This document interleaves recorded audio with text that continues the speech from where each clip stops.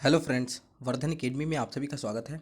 दोस्तों, आज की इस वीडियो में हम लोग Uttar Pradesh junior teacher vacancy से संबंधित जो हम लोगों की साइंस की सीरीज़ चल रही है, उसमें क्लास SCERT की जो बुक चल रही है, SCERT की जो बुक चल रही है, उसमें क्लास 7th का ये लास्ट वीडियो है। आपकी क्लास 7th की आज वीडियोस ये लास्ट है, ये आपकी कंप्लीट हो जाएगी। इसके बाद ईयर्थ क्लास की जो है वो बुक चलेगी और वो आपकी 3 से 4 दिन में आपकी कंप्लीट हो जाएगी। मतलब आज देखिए 2 तारीख है आपकी और 5 तारीख तक मैंने कंप्लीट करने के लिए कहा है, तो 5 को आपका कंप्लीट हो जाएगा। ठीक है।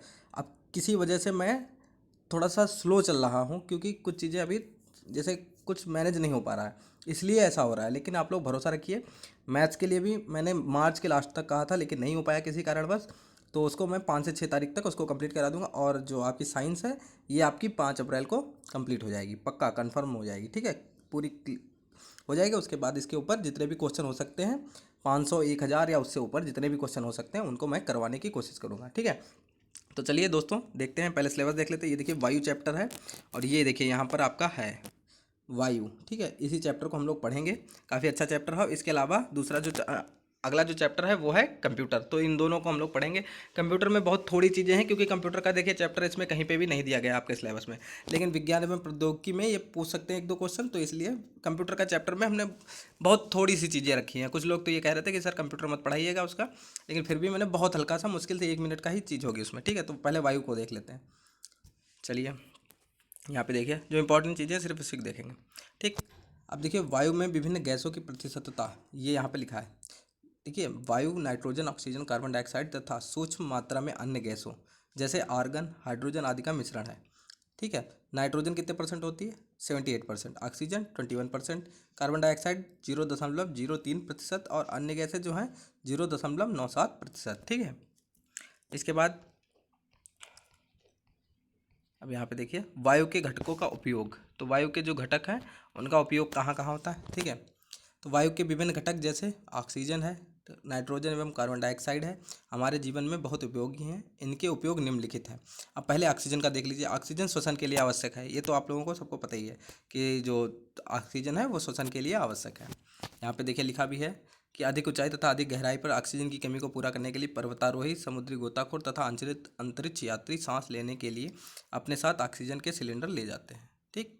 तो ये ऑक्सीजन हो गया, बस हल्का हल्का इसको देखते हुए चलेंगे। फिर है धुएं से स्वास्थ्य पर पड़ने वाला प्रभाव। अब देखिए वायु में धुआं भी होता है। ठीक है, तो धुएं से स्वास्थ्य में पड़ने वाला प्रभाव यहाँ पे देखिए क्या क्या होते हैं। थकान या सुस्ती, सिर दर्द, आंखों में जलन, एलर्जी, सीने में दर्द, फेफड़ों से संबंधित बीमारी और गले में घाव। ये हमारे सारे हो गए धुएं से स्वास्थ्य पर पड़ने वाला प्रभाव। इसके बाद है ऑक्सीजन किसी वस्तु के जलने में सहायक। ठीक है। यदि जलती हुई मोमबत्ती को गिलास से ढक दिया जाए तो क्या होता है? ऑक्सीजन ना मिलने के कारण मोमबत्ती बुझ जाती है।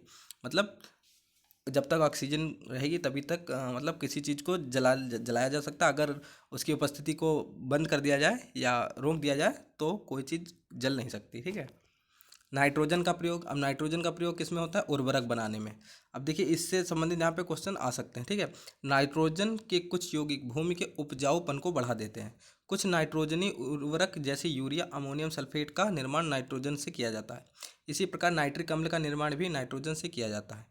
आजकल पैकेट बंद जलपान सामग्री जैसे आलू चिप्स तथा बिना बिना पके और बिना तले भोजन के लिए तैयार खाद्य पदार्थों को तरोताज़ा रखने के लिए उनके पैकेटों में नाइट्रोजन की गैस भरी जाती है। तो ये क्वेश्चन काफ़ी आता है कि जो पैकेट बंद सामग्री है उसमें पैकेट बंद करने के लिए कौन सी गैस भरी जाती है। ये क्वेश्चन काफ़ी आता है, तो उसमें नाइट्रोजन गैस भरी जाती है। ठीक, ये तो दोबारा यही पेज लग गया है, इसको आगे बढ़ाते हैं। अब देखिए यहाँ पर कार्बन डाइऑक्साइड का प्रयोग। कार्बन डाइऑक्साइड का प्रयोग प्रकाश संश्लेषण में। पेड़ पौधे प्रकाश की उपस्थिति में कार्बन डाइऑक्साइड तथा जल से प्रकाश संश्लेषण की क्रिया द्वारा भोजन तथा ऑक्सीजन का निर्माण करते हैं। अब देखिए कार्बन डाइऑक्साइड गैस आग को बुझाने में सहायक होती है। जैसे देखिए जलाने के लिए ऑक्सीजन, तो बुझाने के लिए यहाँ पर कार्बन डाइऑक्साइड। जैसे गैस CO2 को -57 डिग्री सेंटीग्रेड तक ठंडा करने पर यह ठोस अवस्था में परिवर्तित हो जाती है, जिसे शुष्क बर्फ कहते हैं। तो शुष्क बर्फ कितने तक ठंडा किया जाता है CO2 को? ये क्वेश्चन आ सकता है। तो ये है -57 डिग्री सेंटीग्रेड तक। ठीक है। -57 डिग्री सेंटीग्रेड तक ठंडा करने पर यह ठोस के रूप में परिवर्तित हो जाती है, जिसे शुष्क बर्फ कहते हैं। यह गीली नहीं होती परंतु बर्फ जैसी दिखाई देती है। इसका प्रयोग प्रशीतन मतलब रेफ्रिजरेशन में किया जाता है। ठीक है।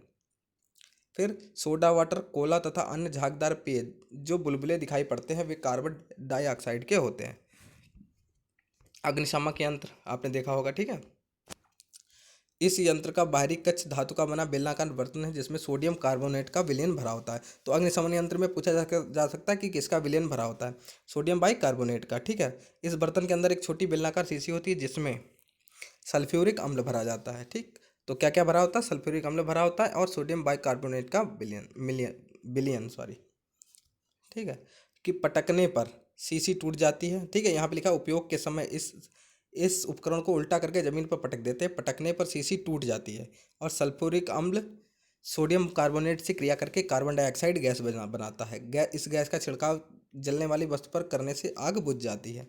लाल रंग के अग्निशामक यंत्र सभी महत्वपूर्ण सार्वजनिक स्थानों जैसे बैंक, सिनेमाघर, इसमें सब कहीं आपको मिल जाएंगे लगे हुए। ठीक है, ठीक, ये भी डबल बार हो गया शायद। वायु प्रदूषण के कारक, तो वायु प्रदूषण के कारक पूछे जाते हैं। कार्बन मोनोऑक्साइड, क्लोरोफ्लोरोकार्बन मतलब CFC। ठीक, CFC, कार्बन मोनोऑक्साइड, क्लोरोफ्लोरोकार्बन। इसके बाद है ओजोन, सल्फर डाइऑक्साइड, नाइट्रोजन के ऑक्साइड। ठीक, ये पाइप वायु प्रदूषण के कारण है। अब देखिए, ईंधन के जलने से कार्बन डाइऑक्साइड की मात्रा का बढ़ना।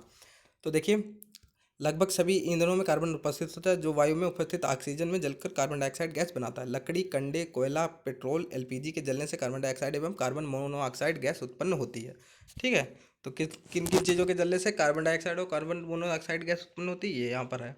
जो इंपॉर्टेंट चीज़ें हैं सिर्फ उन्हीं को देखेंगे, फालतू की चीज़ों को छोड़ते हुए चलेंगे। ठीक, अब देखिए, पृथ्वी का तापमान डेली बढ़ रहा है, इसको ग्रीन हाउस प्रभाव कहते हैं। ये तो आप लोगों को लगभग पता ही होगा। ठीक है, देखिए, मृत जीवों के अपशिष्टों से हाइड्रोजन सल्फाइड H2S गैस एवं अमोनिया NH3 गैस की मात्रा का बढ़ना। ठीक है, ये बढ़ते हैं, इससे प्रदूषण होता है। ग्रीन हाउस प्रभाव, ये देखिए क्या है। ग्रीन हाउस प्रभाव या हरित गृह प्रभाव को पृथ्वी पर पड़ने वाली गर्मी का एक कारक भी कहा जाता है। यह वायुमंडल में कार्बन डाइऑक्साइड जैसी कुछ गैसों की मात्रा में वृद्धि के फलस्वरूप होता है। आप जानते हैं कि यहाँ तो फालतू की चीज़ें हैं, इनको अब बस आगे देखते हैं। पृथ्वी के वायुमंडल का धीरे धीरे गर्म होना ग्रीन हाउस प्रभाव के कारण ही है। इसमें ग्रीन हाउस जैसे CO2, methane, nitrous oxide, chlorofluorocarbon.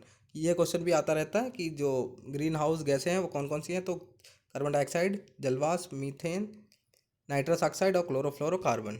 ठीक है, अब देखिए, अम्ल वर्षा क्या होती है। अम्ल वर्षा उस वर्षा को कहते हैं जिसका जिसका जल सल्फर डाइऑक्साइड मतलब SO2 एवं नाइट्रोजन ऑक्साइडों जैसे घुले हुए प्रदूषकों की उपस्थिति के फलस्वरूप सामान्य से अधिक अम्लीय हो जाता है। आप जानते हैं कि ये अम्लीय ऑक्साइड जीवाश्म ईंधनों के दहन के फलस्वरूप मुक्त होते हैं। अम्ल वर्षा में मुख्यतः नाइट्रिक एवं सल्फ्यूरिक अम्ल हैं जो नाइट्रोजन के ऑक्साइडों एवं सल्फर डाइऑक्साइडों के घुलने के फलस्वरूप बनते हैं। तो अम्ल वर्षा में कौन कौन से अम्ल होते हैं, एक नाइट्रिक और दूसरा सल्फ्यूरिक। अम्ल वर्षा भवनों एवं मूर्तियों विशेषकर पत्थर एवं संगमरमर से बनी वस्तुओं का क्षरण करती हैं। ठीक है, अब यहाँ पे देखिए, आगरा के ताजमहल के संगमरमर का क्षरण होना, पीला पड़ना अम्ल वर्षा के कारण है। मथुरा में स्थित तेल शोधक कारखाने से सल्फर एवं नाइट्रोजन के ऑक्साइड वर्षा जल से क्रिया करके अम्ल वर्षा करते हैं जो संगमरमर का क्षरण करती है। ठीक है, अब कंप्यूटर में देख लेते हैं, बहुत छोटा सा ही चैप्टर है, बस सिर्फ नॉर्मल चीज़ें। इनपुट एवं आउटपुट डिवाइस है। ठीक, कंप्यूटर में जिन डिवाइसों द्वारा निर्देश दिए जाते हैं इन्हें इनपुट डिवाइस कहते हैं, जैसे कीबोर्ड, माउस, स्कैनर। कीबोर्ड सबसे अधिक प्रचलित इनपुट उपकरणों में से है, तो ये इनपुट उपकरण है सारे जिनका प्रयोग कंप्यूटर के आंकड़े डालने और निर्देश देने के लिए किया जाता है। बहुत नॉर्मल चीज़ है। आउटपुट डिवाइस, आउटपुट क्या है, जिनको छुआ जा सकता है। यह सूचना के किसी भी प्रकार तथा प्रकार जैसे ध्वनि, डाटा, मेमोरी आदि को प्रदर्शित करता है। आउटपुट डिवाइसों में सामान्यतः मॉनिटर, प्रिंटर, ईयरफोन, प्रोजेक्टर सम्मिलित हैं।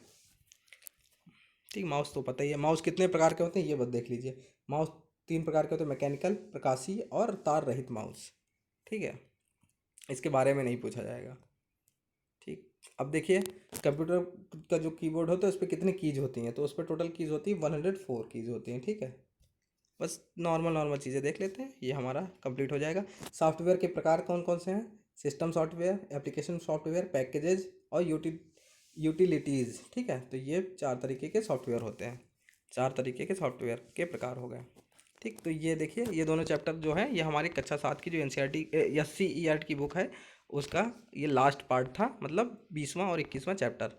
और इसके बाद अब अर्थ क्लास की हम लोग स्टार्ट करेंगे, और 3 दिन में आपकी कंप्लीट हो जाएगी, मतलब 5 तारीख तो तक वो कंप्लीट आपको करनी ही है। ठीक है, उसके बाद हम लोग क्वेश्चंस को पढ़ेंगे, जितने भी अच्छे से अच्छे क्वेश्चन हो सकते हैं 3 से 4 जो बुक्स हैं उन सबसे मिला के उन क्वेश्चन को रखा जाएगा। तो दोस्तों आज की वीडियो में सिर्फ इतना ही, मिलते हैं अपने नेक्स्ट वीडियो में। हाँ, और अगर आपके मन में कोई भी सवाल है तो वो भी आप लोग हमें ज़रूर बताएं, ठीक है। कमेंट करके थोड़ा सा बताया जरूर करिए कि कुछ जैसा लगा हो आपको, ठीक है, तो थोड़ा सा पता रहता है कि चीज़ें सही चल रही हैं कि नहीं। ठीक, तो दोस्तों आज की वीडियो में सिर्फ इतना ही, मिलते हैं अपने नेक्स्ट वीडियो में, तब तक के लिए नमस्कार।